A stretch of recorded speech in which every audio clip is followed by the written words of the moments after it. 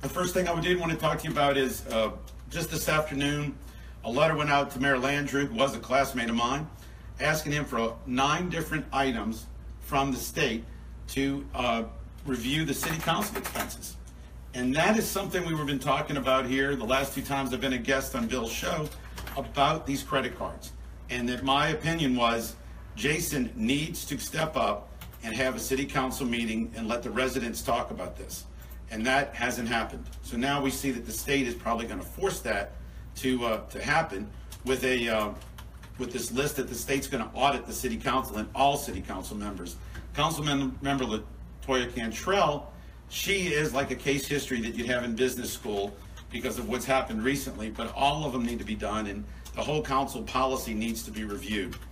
And by that, what do we mean? I mean, if you get elected to the city council and within 2 months you head off to Ghana, or within 6 months you go to Ghana looking at putting in a slave ship museum into New Orleans, and you spend $2,200 and your monthly allotment is $2,500, where does that leave you for the rest of that month? So if you do that, and then later we see a trip to the Italian Alps on our credit card, we see several trips to the Aspen Institute, both in Colorado, and there's an alumni reunion in New York. When I was on the city council for 8 years and we had these opportunities, all this was on our own nickel.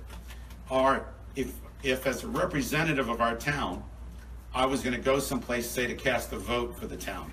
At that point, I would be chosen among my other council members to represent our town. I would go there and they would approve and authorize the expense before it happened.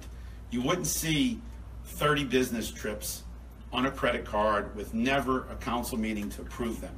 And you wonder how many other council members have this type of expense going on. I mean, I love Italy, and I'm sure the Italian Alps, that institute, oddly enough, they were there studying flooding, water resiliency, and yet that was 4 years ago. So what's the report? I mean, should council members, if they take a trip, come back and write a report, let the residents see what they learned, what they're going to implement, what was achieved? Was it just simply personal growth, or was it in connecting and connections for that help you outside of your council life, where you may have some benefits to the city of New Orleans? All these issues need to be resolved at the city council level with the policy, and that's what we see with the 9 items that the state has now asked Mayor Landrieu to provide regarding the city council and their record books and their policies as to how they can use these credit cards. Next year, the new council doesn't take effect until May 19th.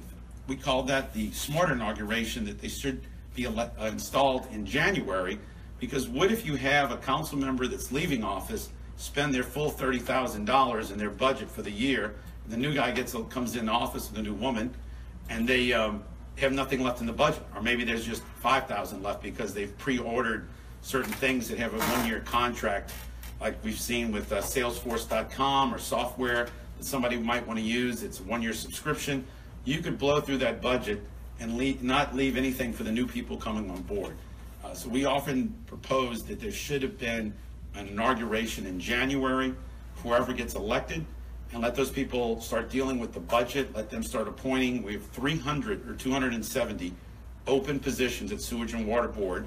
There was a big meeting today that went for at least 5 hours where they were talking about double billing residents. We're talking about how short-staffed they are. The new head of the Sewage and Water Board should be addressing that, and not to allow the new council and the new mayor to nominate somebody and vet them when we are in such dire straits to cleaning up our Sewage and Water Board situation. Seems to be putting the 300th anniversary tricentennial celebration in front of the needs of the city. They'll take an office right before hurricane season starts in 2018 and have a lot to deal with in a short amount of time. So the